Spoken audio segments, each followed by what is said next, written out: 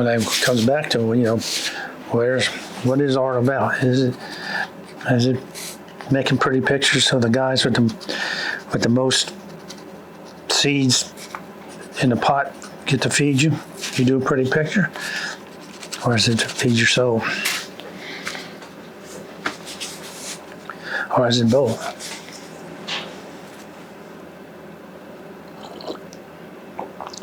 I get stopped by patterns every once in a while. I used to see patterns in the floor, on the vinyl floor. And Lily thought I was a bit odd. Instead, I started sitting down and showing her when I was talking about it. She started seeing it.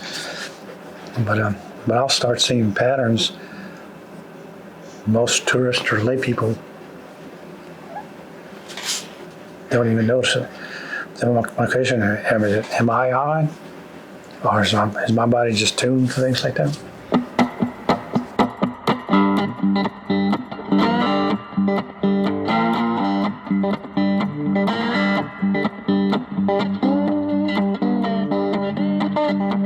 He's drawn to do the kind of work of people that are not what other people think of as beautiful people or perfect subjects or that kind of thing. But the story is very pregnant with their life, and you can see it because of the materials that Mark uses. The old ladies wouldn't let the girls go out partying unless they went with them. Like a chaperone? Yeah, exactly. A chaperone. So you had the lady in red, who was very active. This one's a little bit more active, and this one's very shy. I like his work. I think it has it's got a sophisticated, primitive feel to it. But like in here, it's some red clay that I ground down and made my own paint with. And this right here, this is actually clay. That's leftover clay from teaching. That hardened. So I soaked it in water a couple of days, and sure enough, it got pliable again. He does not want to create happy, chipper pieces of work for people to enjoy and put a smile on their face. That's the last thing Mark wants to do. Again, I get criticism from happy people. Damn happy people really take the shit out of me. But anyway, why is your stuff so dark or heavy, or bears getting ready to eat little kids, or slaves are running, or devils and things like that? They seem to be about a character. There's a swampy feeling to them that I really enjoy. There's something that is,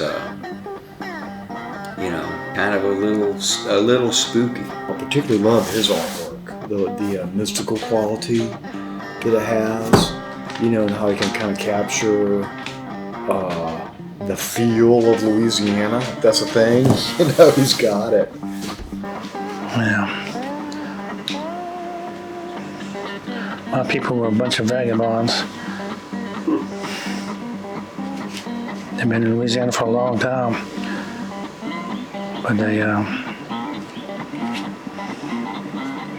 going up and down the river to Canada and back to New Orleans.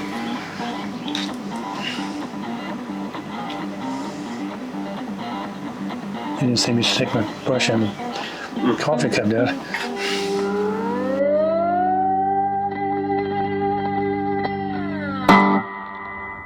I can't remember the exact moment I met Mark, but I'm sure that I was introduced by my late wife because she was very much in the art community, and I remember I was so glad when I met him because he was a Lafayette guy, and I felt that common bond. I think anybody in North Louisiana that grew up in South Louisiana is relieved when they meet somebody from down south. It's a completely different kind of vibe, and he was such a kind and gentle soul. I've lived in a little town called Sunrise first, which was across the river from where Exxon is now. And then we moved into Port Allen, and we actually lived. My backyard was a levee, the Mississippi River levee. My grandfather was a fairboat captain, before the interstate was built and all that. There was one bridge, an old bridge north of town, but they was still active when I was down there, so I stayed on the river. Mark and I relate to each other based on the fact that I lived in Napoleonville in a formative stage of my young life on Baie la Fouche. So we have a shared consciousness about how Cajun people live and how they think.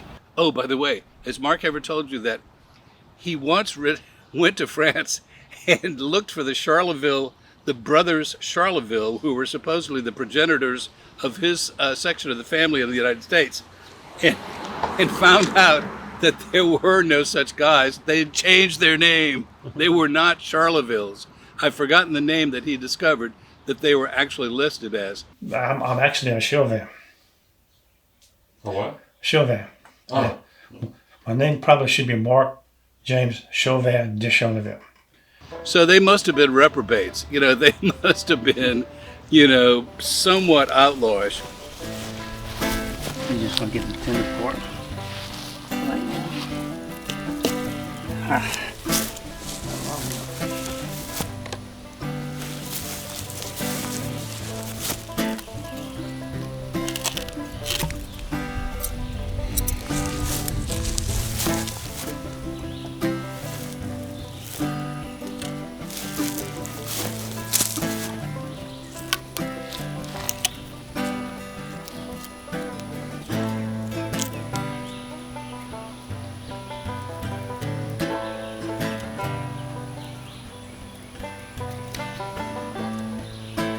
See the fabric?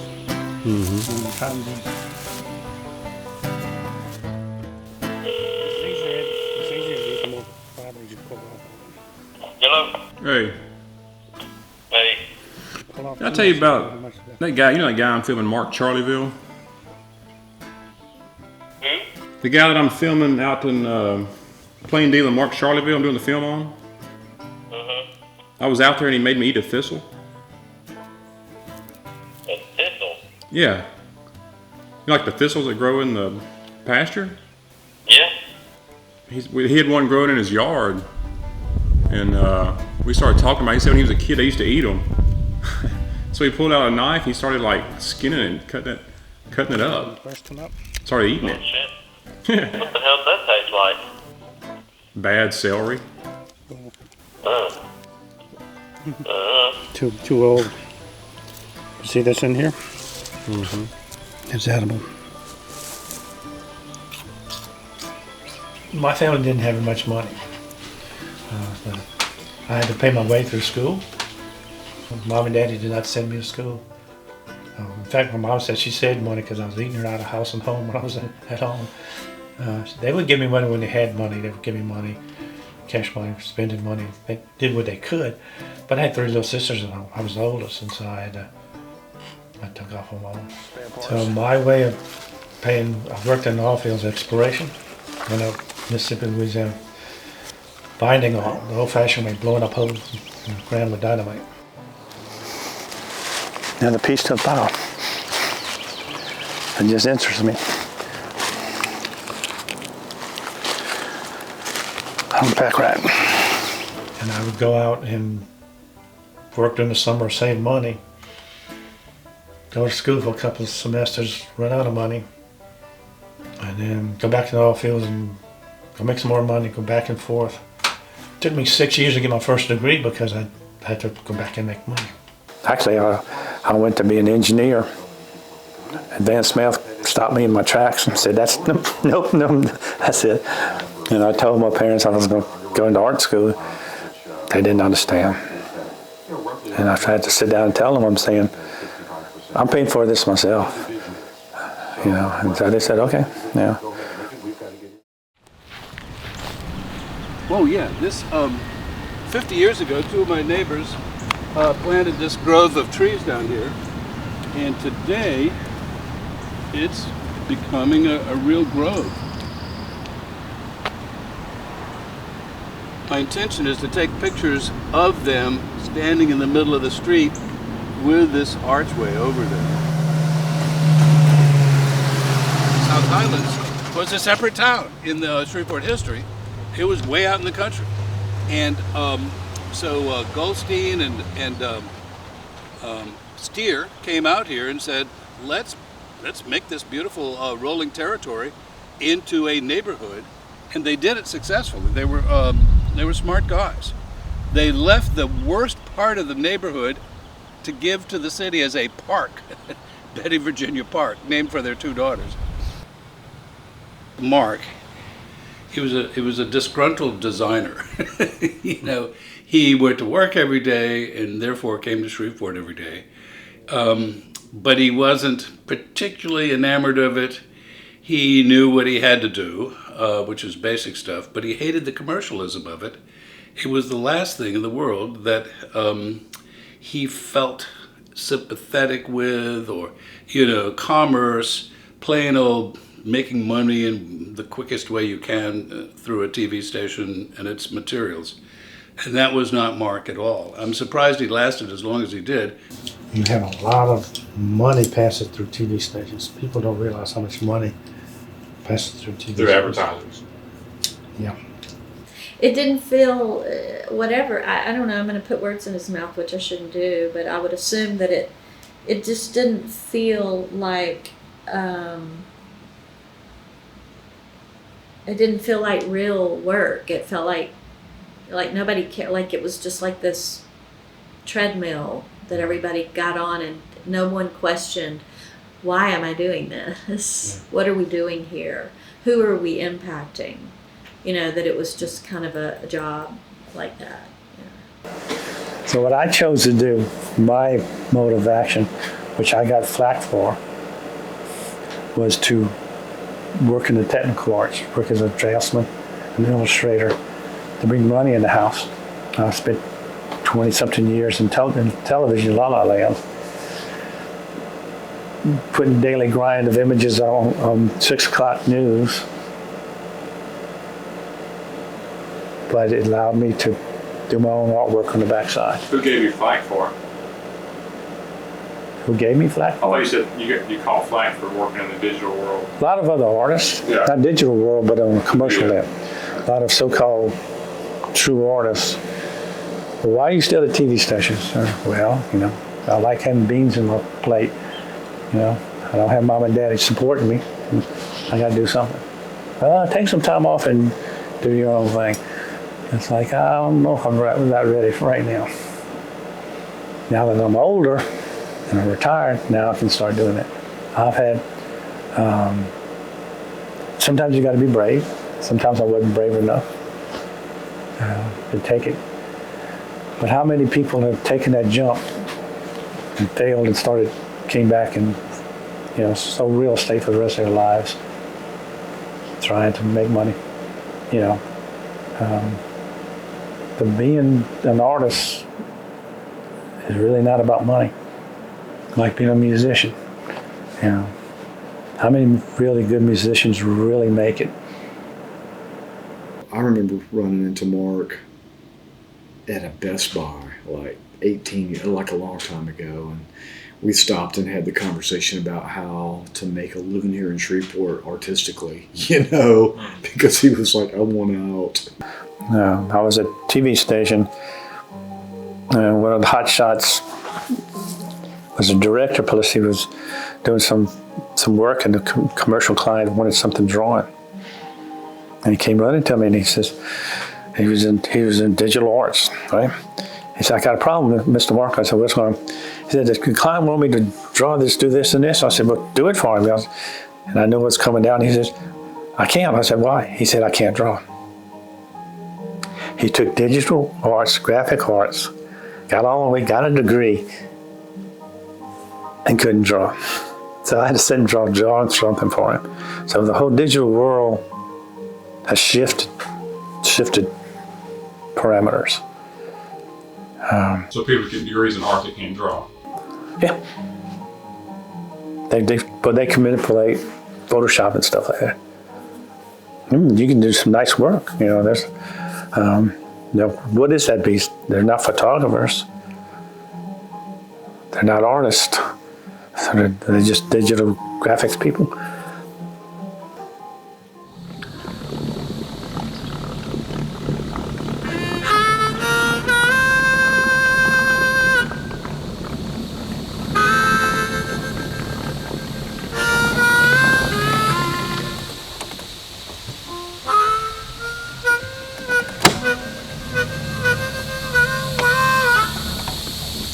Set it back down, Sam. Don't hit me, Sam. Let me see the phone. What? I'm gonna give it back to you. I have the dragonfly on. I know.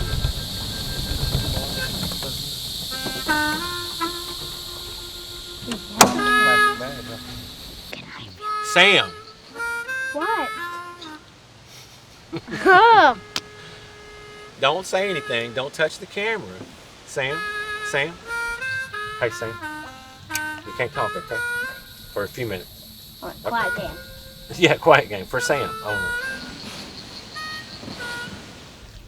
I met Mark when I first went to work for Bossier Schools with the Talented Arts program. He had been there for several years. Mark is sharp. He had high expectations for his kids and high expectations for himself. Knew a lot. Everybody that worked with him liked him. He was, like I said, he was kind of crazy from time to time, and certain things would get under his skin and bother him. But he hated the paperwork part of the job, but he loved to teach. He was good at it. I like teaching, but I don't like the mechanics of teaching in a tight situation, school situation. I can't imagine Mark being heavy-handed or, yuck like some of my art professors and teachers were. I can only imagine him being very encouraging and insightful. I like dealing with teenagers because they give you a rebuttal back. The little ones, there's kind of mechanics, you can just show them things. But the teenagers will argue with you, confront you. In a beneficial way. Yeah, make you explain. Oh, okay, yeah. It's like, so you have to start having a dialogue. It helps me. It helps me question what's going on. Well, I think when there's somebody that hears you and believes what you're trying to teach them is, there's a relationship that is developed and that is meaningful. And I think that's what Mark is looking for, is sort of the relationship to the work and the relationship to the people who are interested in the work. So how did he fit into the educational structure? I don't do well with structure. Especially with Talented Art program. It was a little bit tighter and I was bucking heads with him. Probably my fault. Dad, No lemon. I have a question. Yep. Are we going to stay out here until we catch a fish? Probably not. We'll starve to death. About South America, did you ever talk about that? I never heard him mention South America. Oh, he went down there and studied cave art for some archaeologists. First I heard of that. Yeah, I was in Austin visiting some friends and we went into a bar and had a posting call for people to go into South America and Venezuela to study cave art.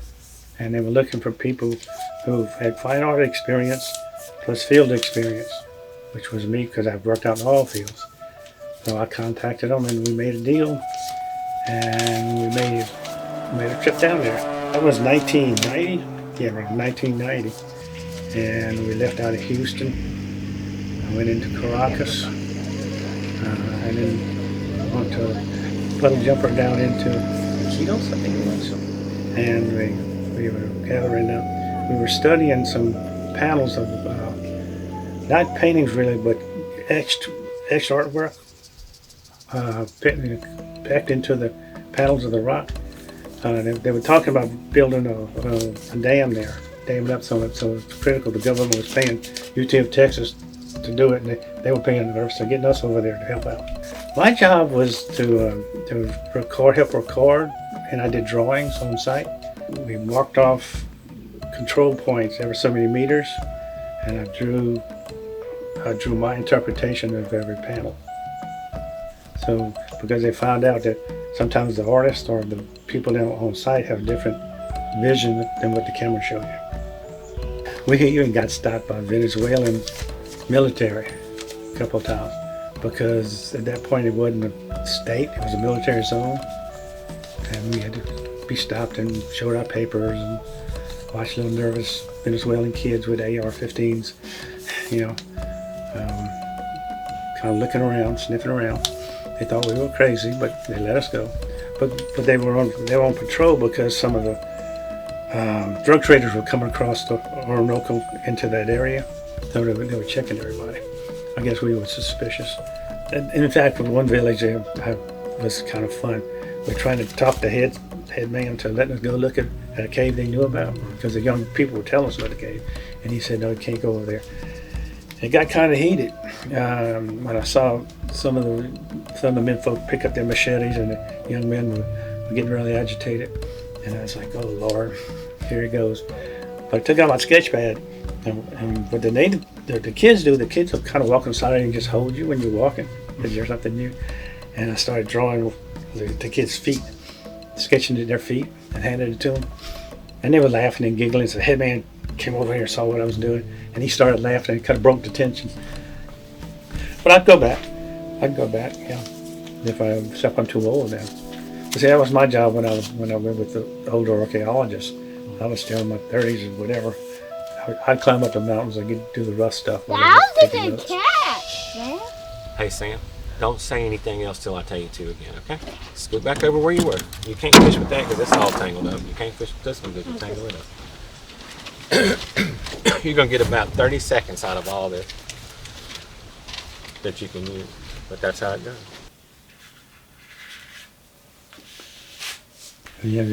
Have you really got into Jackson Pollock and action paintings? I respect it, but I never try to copy it or emulate it. No, I wouldn't. I don't either. Yeah. But there's a film out that I saw him working in his barn. He would lay the canvas on the floor, and he would physically dance with the piece, going around it and everything else. And you notice how I'm working when I teach my students. You don't teach like an accountant. You don't draw like an accountant. Start putting your whole body into it. So you're talking about not so much his final product, but his process. That's what you're getting. His process, yeah. Getting the gesture, the whole thing about gestures, and getting something that's live instead of stale. They start becoming live. See, I'm working. Working with your whole body. You start feeling the work. And I know that sounds odd to a lot of people, but it does become a dance. A beaver had gnawed all the bark off of this stick. You can see the little beaver teeth marks on the whole thing. And he left it, I think they left it on the front porch and told me, hey, the beaver brought this to you, brought it to me to give to you. So I don't know a lot of people who would think of that or do that, you know. And he knows that I will cherish this until I will leave this to my granddaughter, the beaver stick. I mean, I'm going to tell you right now, I don't remember the first time I met Mark. It just sort of seems like he's always been in my life. I've known Lily a lot longer than I've known Mark. Lily was my mama. I think one of the first things she ever said to me, and it's true, she said, you need a mama. And I did, sort of. I mean, I was a grown adult person that had just moved here to go to Centenary College. And I met her and never met anyone like her. Lily's like a dynamo. She's one of those people that, you know, when she comes out to do something, she is all the way present there. You on? Are we on? Yeah. Okay. So look, okay? Go stand up behind him and see if I look. Okay. Am I straight? Yeah, look pretty good. Mark and I have known each other since we were in high school. He was dating who ended up being his first wife, and I was dating who ended up being my first husband. We lived about 20 miles from each other, and we were friends. We were all friends. But I always knew that he was special because he appeared to be deeper. He appeared to be more than, a teenage boy is not necessarily a very serious thing.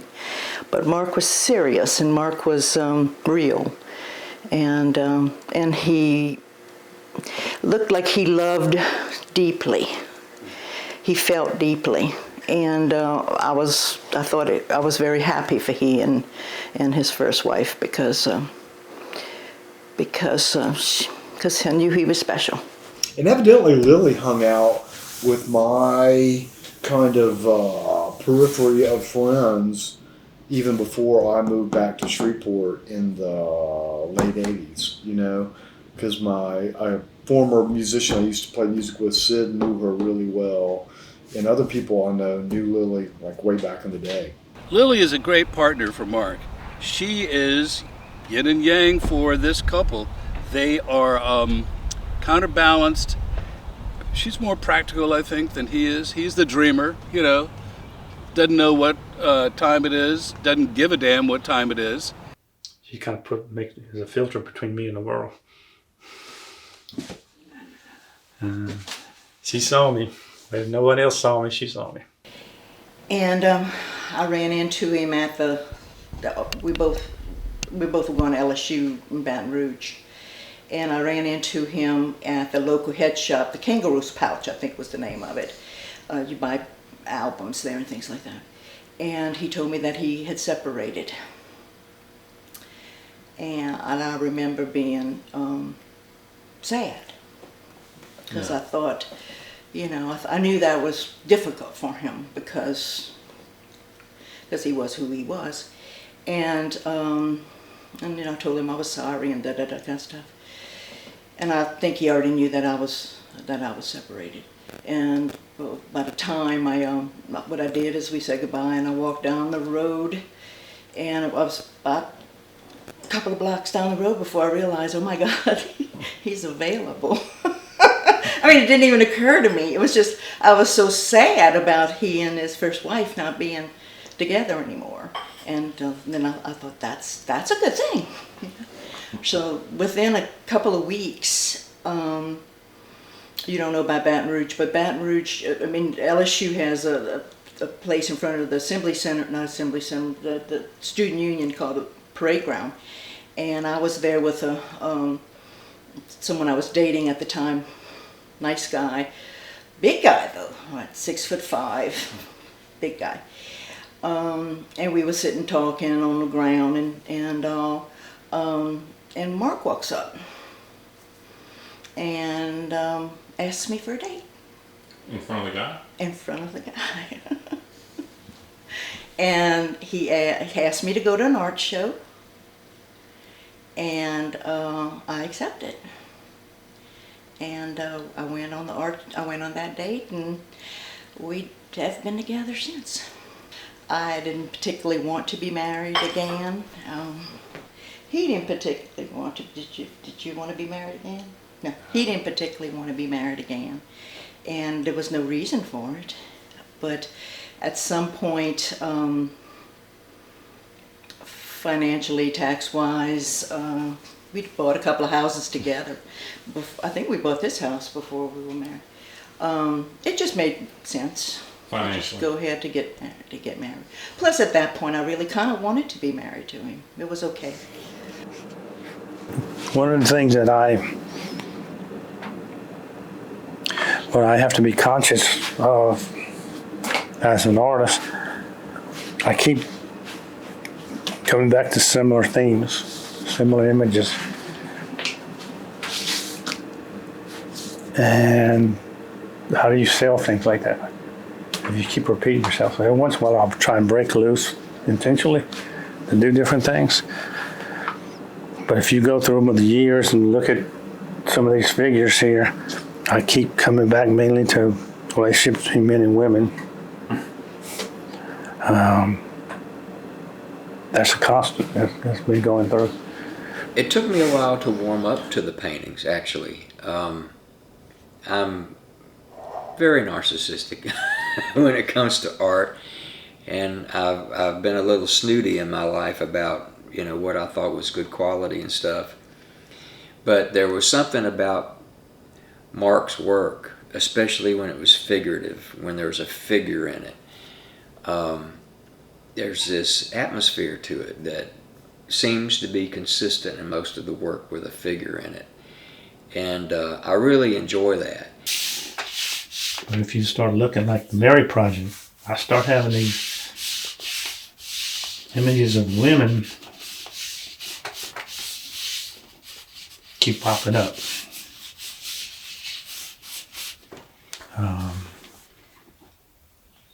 I can't tell you logically why. Dad, it's gone again. Mark likes women, Dad, it's gone. and he does it well, I think. Oh, you got a fish, Dad. You got a fish. I've have experience doing digital arts, and I kept seeing Virgin Mary statues in South Louisiana in some weird places, most of the time in front of people's homes. Sometimes they were in bathtubs, vertical placed bathtubs in the ground, and it became like a little covering for the Marys. And I kept talking to myself, saying, "Hey, somebody ought to do something about this because that's kind of unique." And so I started shooting pictures, and all of a sudden I had a whole composite series of pictures. And it did pretty good. We went down to Opelousas, the museum down there. And we went to New Orleans, went to the University of Dayton in Ohio, had a Mary Museum, a Catholic university, had a Mary Museum, and I shipped them up there for a while. West Baton Rouge Parish Museum had them. Vista Valley National, Lafayette, at the Up Gallery, who were up there. And it traveled around a pretty good bit. It was a good run.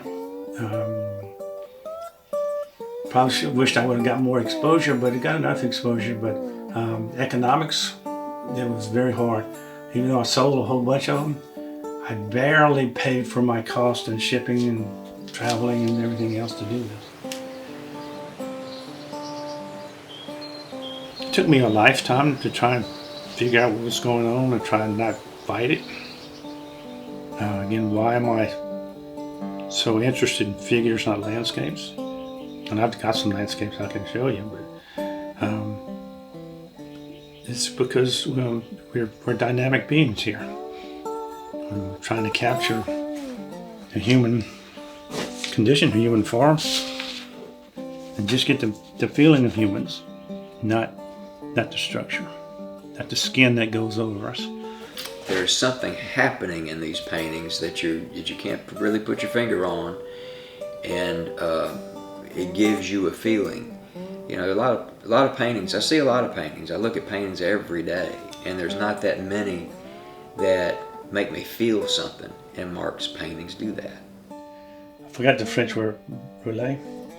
But anyway, the king has no balls. The king has no balls. But in French, the king has no balls, because they would make fun of priests. They would make fun of kings or queens. So, it's part of the thing is we're laughing back at structure. The king has no balls. I'm not from South Louisiana, but I think of it as a storytelling culture, and you grow up hearing stories about mythical creatures, or believing that the earth speaks to you, or that the cottonmouths under the porch have come to sort of make you aware of something, or that kind of thing. Almost very indigenous American type feeling of that the earth, we're here to be stewards of the earth and listen to the earth because it is here to tell us how to take care of it. And I feel that's kind of how a lot of Mark's work kind of comes out of that. He loves telling stories and collecting stories, and so he is part of that storytelling business comes out in his paintings. A lot of my work is like flashes of stories or images that come upon me. I'm very interested in it, but it doesn't, where's it go? Well, I think in his South Louisiana roots leak into these paintings. And I don't know, I haven't sat down and talked with him about lots of the paintings. These are just totally subjective feelings that I'm having about the paintings. They seem to be about a character. And knowing a little bit about South Louisiana culture, there are lots of characters down there. And you wonder if a lot of that culture, maybe stories that he heard when he was a young child or whatever, they just kind of reach into those paintings, and maybe that's some of the stuff that he's depicting. Maybe it's unconscious, and maybe it's just all in my head. The stories, there was a barbecue behind Crocodile Inn. It was like a landing. You actually had some picnic tables towards the water. One of the stories I heard, the Mexicans came in at that time, and they were drinking everything, and this basic Cajun fella and the Mexican Cajun guy got a bit of an argument. And then one of them pulled out his .45 and shot at him, missed, but he hit the propane tank. And the propane tank blew up. And it was a blue light. That's the thing I'm drawn to. And I'm also drawn to how the earth seems to speak to him. You know, it's like he hears a beaver, and then he meets a kid from down the road, and somehow the story of the beaver and this kid kind of comes out in his work. Louisiana has this beautiful blend, and Mark gets that. He plays with that. He shows people coming out of the woods and animals coming out of the woods that remind you of the fact that we have all intermarried and passionately created another entity, you know, the Creole entity. Never seen that one. I've been pulling out stuff. I knew when you were coming.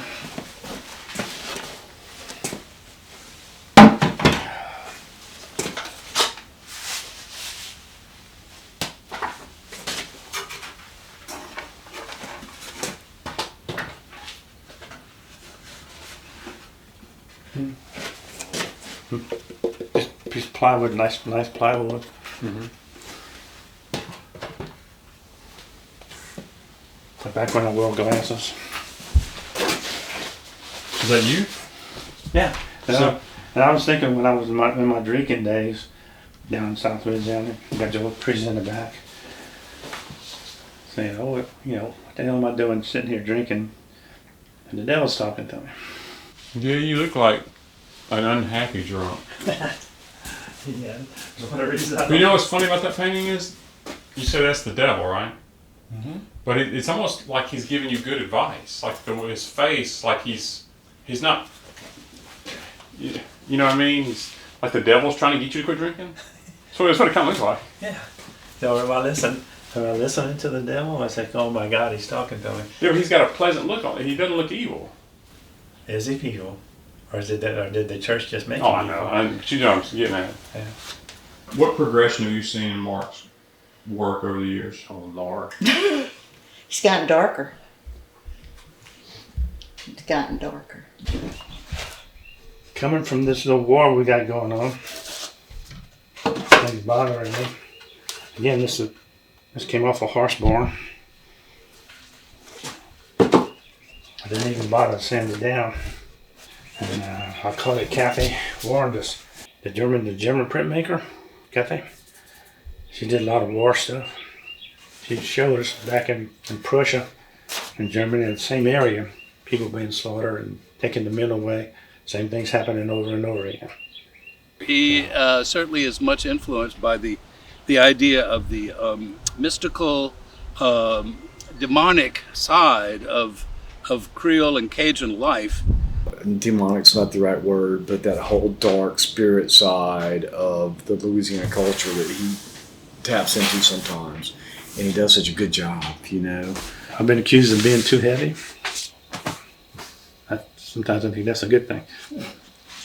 Too dark. But you know, life shaves away at your skin, and you know, you have to get thick skin and see life in a realistic way.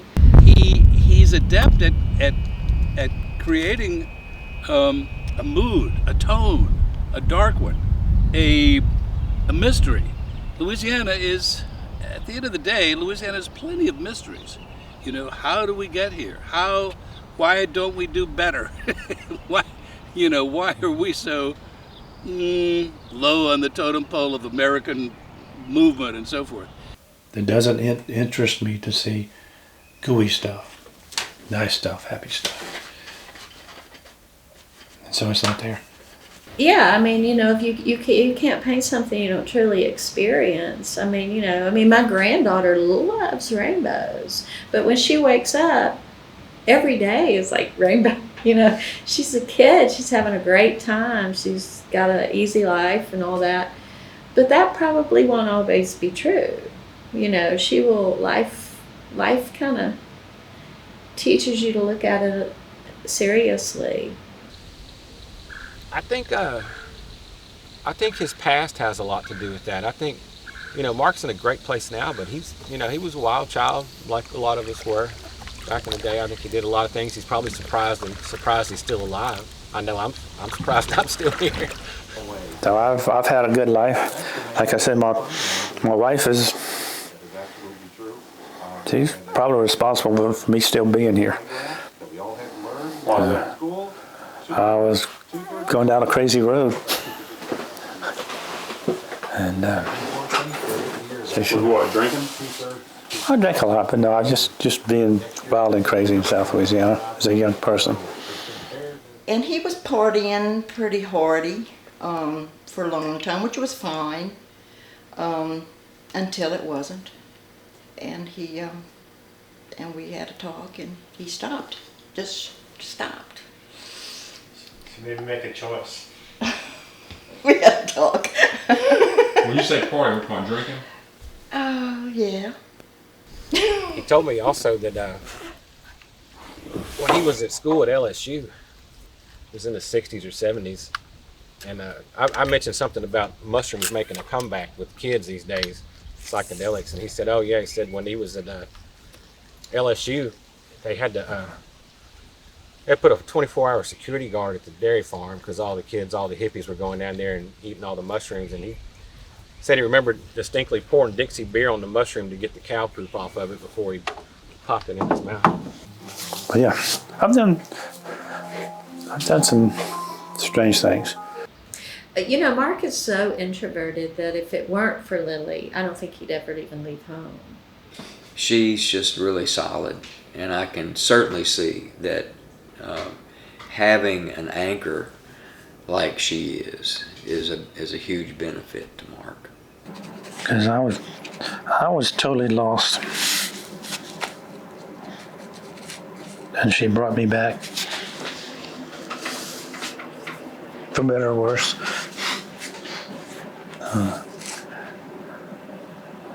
Maybe she'll say the same about you. Oh, probably not.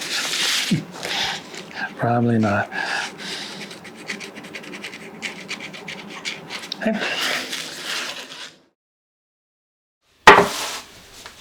The first one,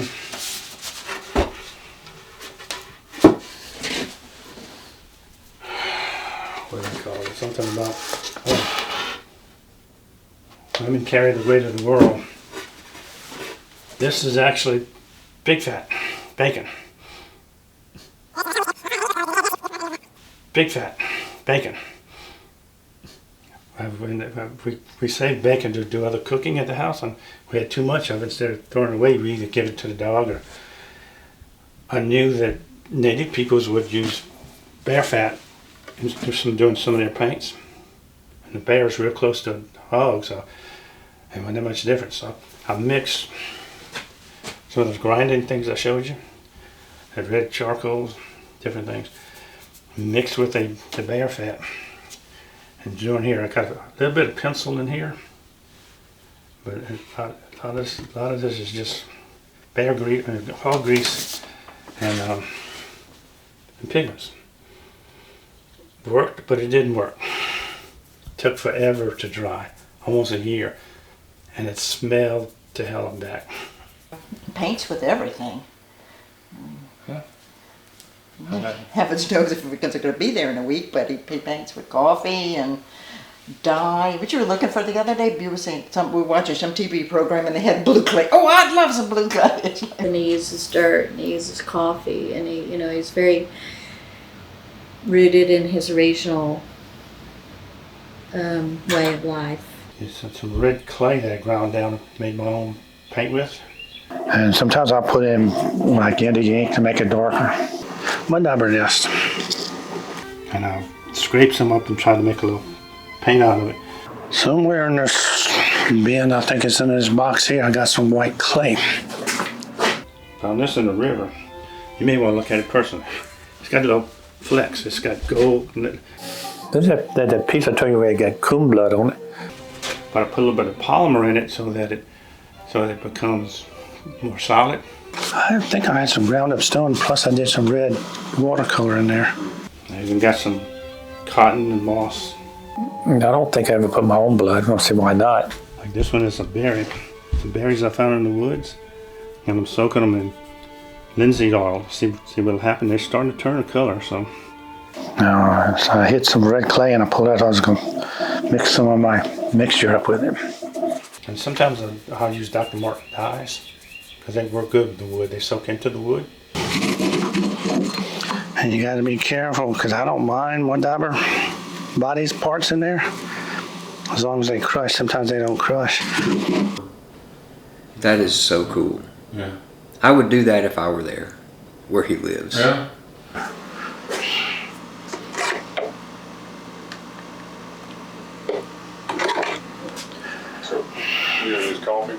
Are you in the way of the sink? I think it's possible to seal it all well enough to make it last.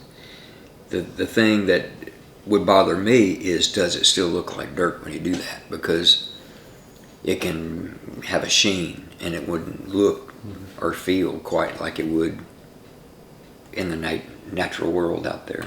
If he's careful in how he seals them, you know, if he layers some kind of gel medium or sort of sealant on top of those, they'll last. They're obviously not archival quality, you know, high dollar paints or pigments, but Yeah, and I think it will. But even when you see things in their decaying process, you know, that is part of the work as well, is that it's going to fall apart. It's going to not be relevant at some point to someone. And that is part of the process, I think. we'll see. Time will tell.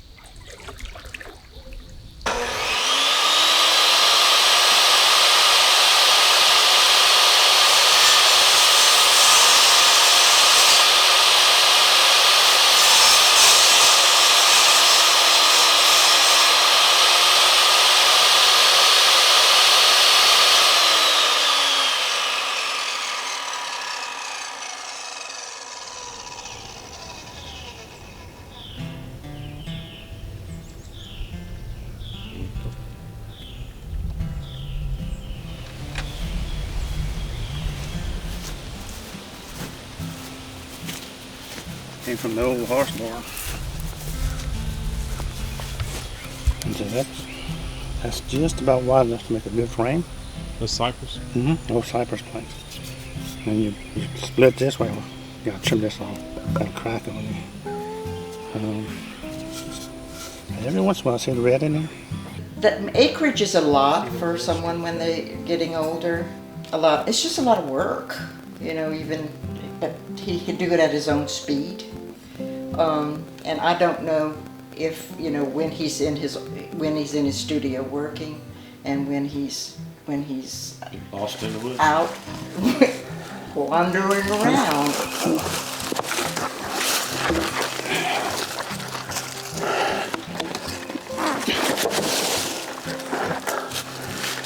I'm gonna have some good chunks in here. Back here.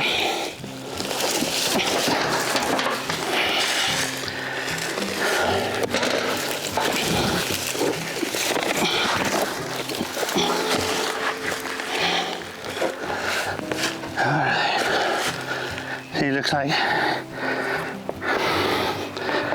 going about here to here. Good timber. I love his place. I'm actually envious. You know, I would love to live out like that, especially on the river like that, you know. It's not unusual that Mark chose to live close to the Red River. He loves the mud. He loves the gravel. He loves the bones. It is a man who is so deeply intertwined, his thoughts, his soul intertwined with the state of Louisiana, thoroughly connected to the land and to the water. I'd be damned if I don't. I'm always living next to rivers. I lived in Natchitoches before, right by where this little bayou dumped into Cane River.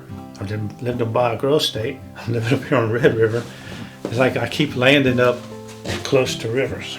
You know, I can't live that far out away from the city, and so I wondered how it would impact their relationship with other artists and, you know, just their friends, you know, because when you live that far out, it's hard to visit. And so, but when I went out to visit, I knew exactly why they were there, because he's closer to the beaver sticks and things like that.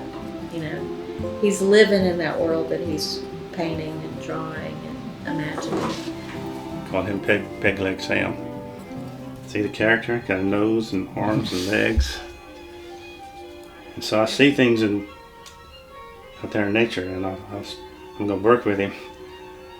But he got one leg busted. He got a hard on him. But anyway, that's what happens to me. I'll pick up things and start working on it and kind of drift away. He just started wearing shorts in the last couple of years. He wears them only in this area, but I mean, it's like before that. That's a good thing He about wore them to bed, but he wouldn't wear them out and he laughs. He says the squirrels are laughing at him, so squirrels are not laughing at him. Yeah, I mean, you know how squirrels bark at you sometimes? And he's sitting there barking at him. I said, fuck this shit. When they got the shotgun, come back and sit here, and he took care of him. He's not barking anymore. You shot it? Yeah. Did you eat it? That's in summertime. I don't eat squirrel in summertime. The dog will eat it. No. She eats everything. But yeah, he's a big old limb. He's sitting there barking, fussing at my short pants. They mock him. He says they mock Hey, him. he was mocking me.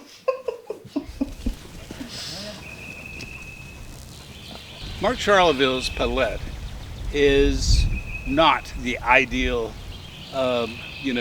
medium for grabbing your eye. He is not far from a commercial painter, partly because his general oeuvre, his consciousness, his color consciousness, tends to the earthy, and to the darker side of the earthy. So it is. That's not what people want to buy when they go into a shop or when they're getting acquainted with an artist and that sort of thing. I think that's not what they want to buy. I have a limited audience, the darkness we talk about and the strangeness. And then I get angry with people lowballing you.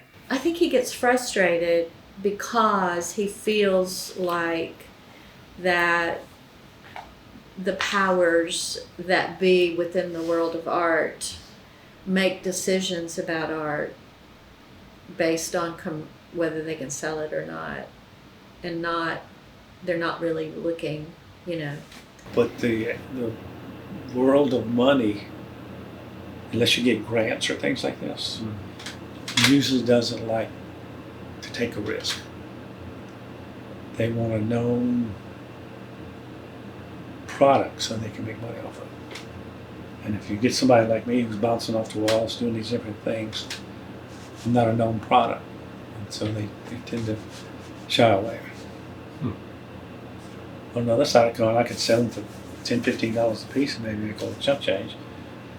But I'm too old for that shit, so I'll just keep it. He's never not talked about that. You run into problems in any art form. How do you keep the soul of your art intact but still make a profit? Well, you marry a nurse so you don't have to worry about it ever. Yeah. Northwest Louisiana is not exactly a hotbed of culture, contrary to what a lot of people might think. I think as visual art goes, will this go with my couch, right? Does this work with my, color scheme or not? Who is this artist? Who did that? And so that's the difference is that it may be a local artist who did the work, but it's the color. It's the right color scheme. That's why I'm going to buy this piece. I don't think the general population has a fucking clue. Honestly. I think they are scared of good art.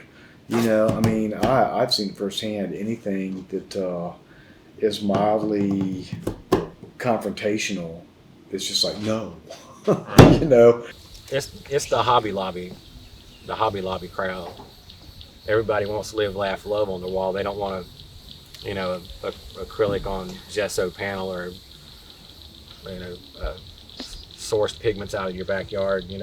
Well executed figure studies. They want whatever they can find at Bass Pro Shop or Hobby Lobby. So it's the area. I think nobody from this area is going to have a huge following. They may have a big following from other parts of the country or world, but Northwest Louisiana, you're just not going to have a huge appreciation for what you do, no matter how good an artist you are. It's like, why are you doing this? Well, I can go to Walmart buy you a print, go away.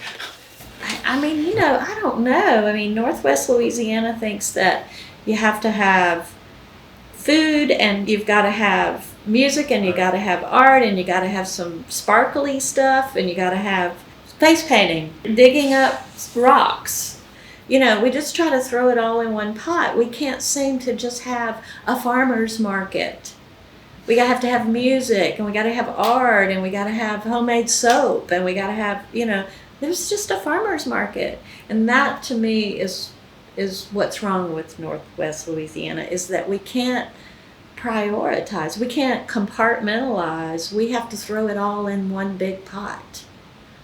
And that's why it doesn't work. That's why it keeps not working. No, there's a huge difference in cultures between obviously North Louisiana and South Louisiana. I think I don't want to say it's a Protestant Catholic thing, but I think that the Catholic culture allowed them a little more leeway with their ability to express themselves and ability to think about things. They weren't scared to approach a painting and try to think about it.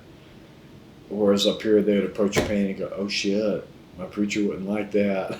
That's the way it feels to me. And that's the way it feels everything that happens that is funded, through our city funds and art funds and that kind of thing. It's like, we just can't focus. We can't find any focus. It's like we just can't be satisfied. We can't be satisfied with a show of 2D work. Most of our artists in this area, their work is underexposed. The Arts Council has its machinery, and they do a good job with the things that they do. But I feel like an element of the Arts Council should be helping artists find places for their work outside of the area. I would love for them to kind of act like an agent or an ambassador or something like that. And that's the only group I know of that's got the wherewithal to do something like that, because you got to pay somebody to do that.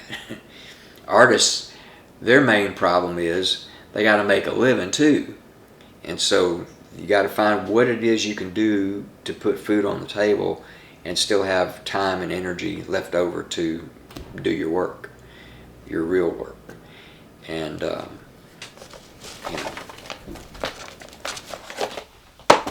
The question is art for commerce, or is it to tell stories, or is it to feed your soul, or is it a little bit of everything? That is an excellent question. And I think the purpose is to answer something in yourself. Is it the goal to affect people? I know you're doing it because you need to do it because But I mean, is that what you want? I mean, is that when somebody looks at your artwork and not to say, oh, Mark, that's good, but I mean, if it affects them, is that what you're wanting? Primarily, it has to affect you first. Secondary, then yes. You, not me. Yeah. So it affects me first, then secondary. Then if it affects you, then that's also laying you up on the situation. It's extra. Okay.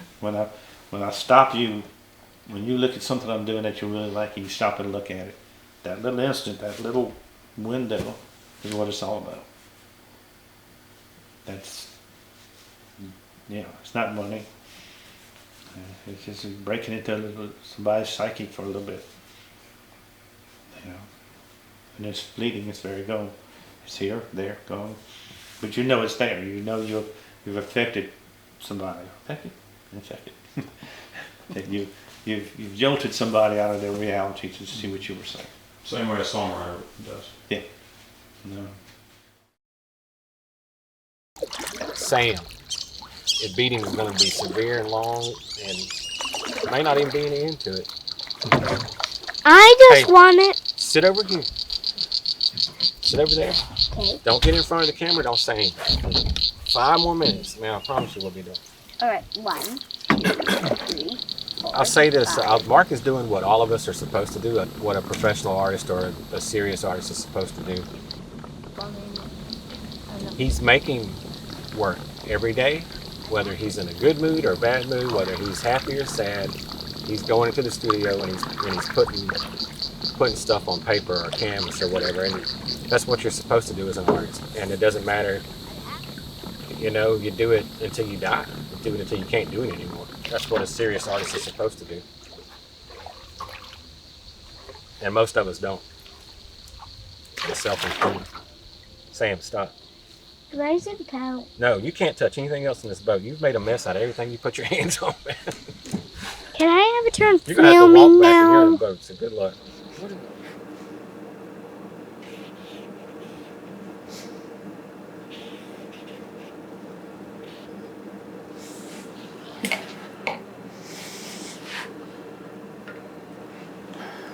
You ask me why?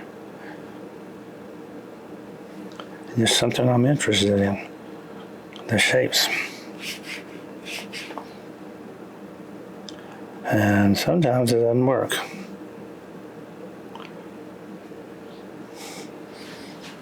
So now she has a hand. Is he beckoning her in?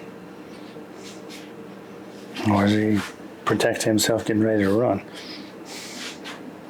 He doesn't look like he's afraid. Look like he's okay with it. I think you probably know this because you're old enough to know this, that in life when people feel seen, that's important. I saw him as the wonderful human being that he was.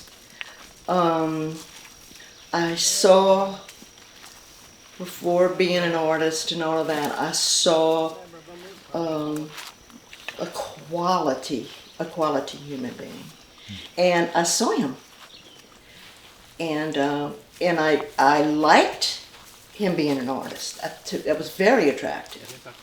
But Mark is more than an artist. I mean, Mark is an environmentalist. He's an archaeology buff. He's a history buff.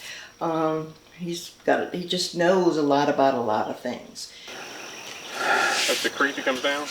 The river? Yeah, see the beaver dam here? And it looks like they're starting another wall. Culebra. Culebra. Or is this them stacking up another group of them? Culebra. Macho culebra, vamos, por favor.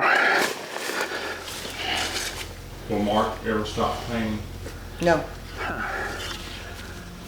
There'd be no reason for him to stop. Unless, I mean, he got, gets too sick. That would be the only reason if he got sick.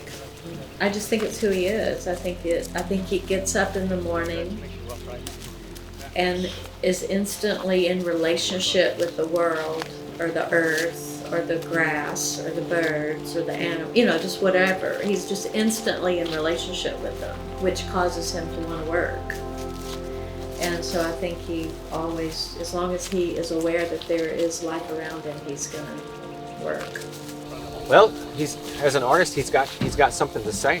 He's got things to say, stories to tell, and he's like a songwriter like any other artist. As long as he's got something inside him that he wants to get out, he'll keep doing it. There's no reason for him to stop. He's got every reason to continue doing it until he doesn't have anything else left to say. Which, if I know Mark, that's not going to happen anytime soon. His work is that valid, and I think that someday it's going to, be good for him. I'm sure of it. What you got, girl? Too old. I can't go down in the rough stuff. That's my persimmon tree. I mean, you can see every tooth mark. That's a treasure to me. That's probably the most expensive thing I have. That's how I feel about it. He doesn't try to contradict me. He just remains himself no matter what I say, no matter what I might choose to argue, whatever Lily says. None of those particularly affect Mark. I think one of the things that we like about him as a friend is his independence. He is going to go in his studio and take papers and inks and pigments of various kinds and come up with something that is from his vision, not from yours, not from a magazine's, not from a book's, but something that he has developed by living alongside the river, living in the woods, and not giving a damn about mainstream American society. I like looking at myself with his eyes. I feel like he saved me too. Why do some of us are drawn to the light, some of us are drawn to the dark? See, you don't want to think about that. No, I don't think about that.